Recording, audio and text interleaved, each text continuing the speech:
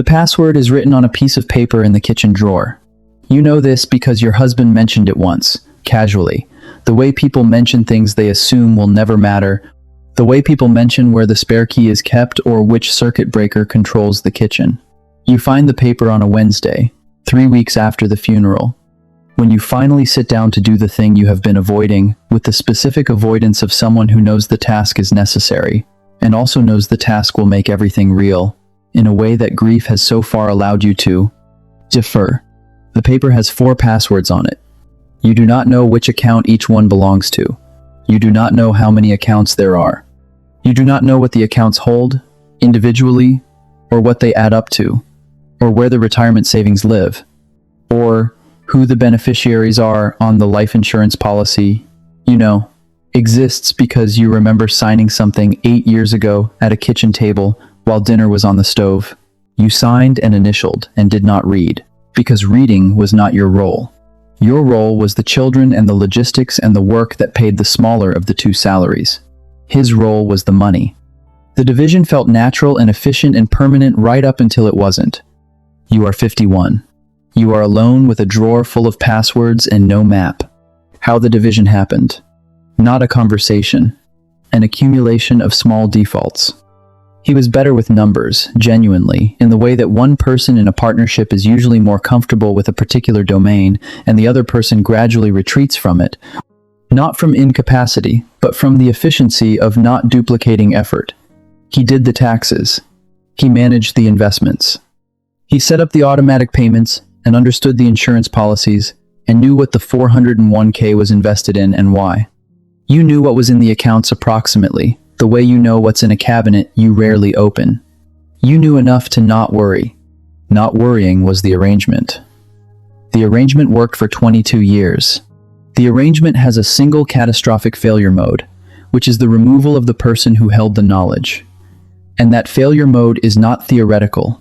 It is the actuarial reality of every long partnership, and it arrived on a Tuesday in October without any of the warning that would have made preparation feel urgent.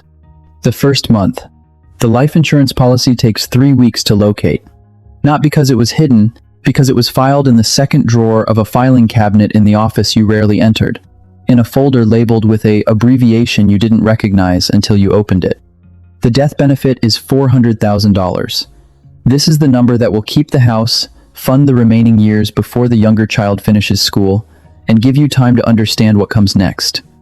The beneficiary on the policy is correct, which is to say it is you, which is not guaranteed in the way you assumed it was guaranteed. The retirement account beneficiary is also correct.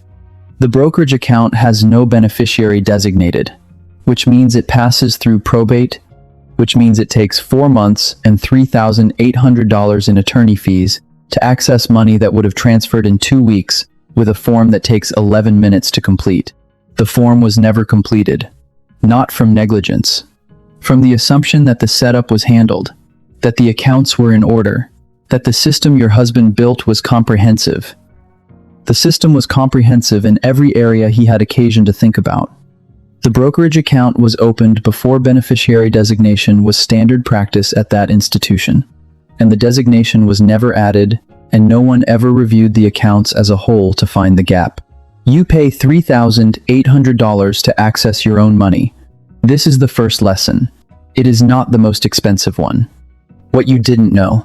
The investment allocation in the 401k is 80% equities and 20% bonds, which your husband set in 2019 based on a risk tolerance that was his, that he never communicated to you, and that you would not have chosen for yourself. You learn this when you call the plan administrator to ask a basic question, and the representative begins explaining the portfolio, and you realize you have no frame for whether what she is describing is appropriate or alarming. It is appropriate. You don't know that for 6 weeks, during which the market moves, and you watch the balance fluctuate, and feel the specific helplessness of someone who cannot evaluate whether what they are seeing is normal, because they have no reference for normal. The mortgage has 18 years remaining. The payment is $2,140 a month.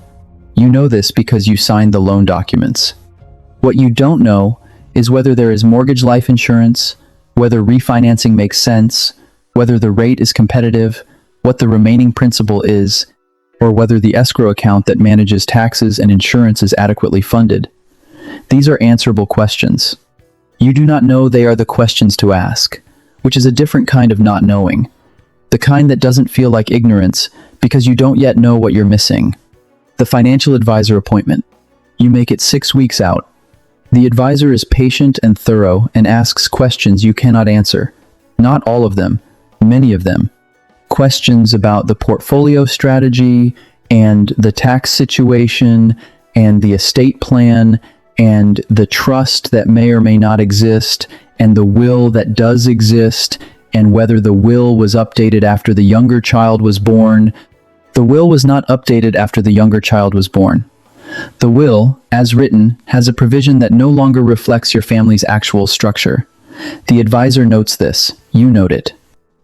The attorney charges $900 to update it. At the end of the meeting, the advisor gives you a document.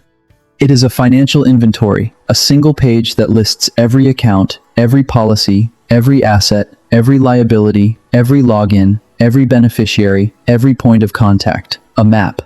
The map your husband carried in his head for 22 years and never transferred to paper because the knowledge felt permanent in the way that knowledge held by a living person feels permanent. The map takes 40 minutes to begin to fill in. You finish it over 3 weeks of phone calls and account logins and recovered passwords and one conversation with your husband's accountant, who is gracious and helpful and who mentions gently that he had suggested to your husband 2 years ago that you both come in together for the annual review, and your husband had said he would mention it to you, and he had not. What the survivors always say. Not that they wish they had paid more attention, that the division felt reasonable and efficient, and they trusted the person holding the knowledge, and the trust was not misplaced. The knowledge was real. The partnership was real. The only failure was the assumption that knowledge held by one person in a system is as secure as knowledge distributed between two.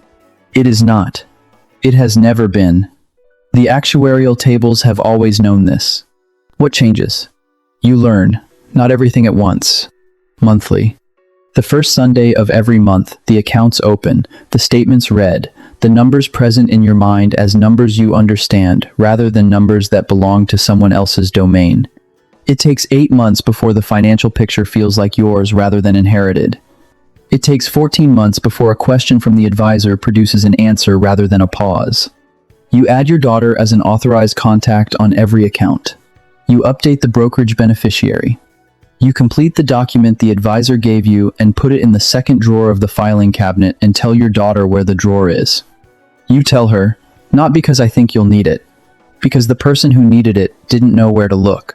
Subscribe so you don't miss the next one.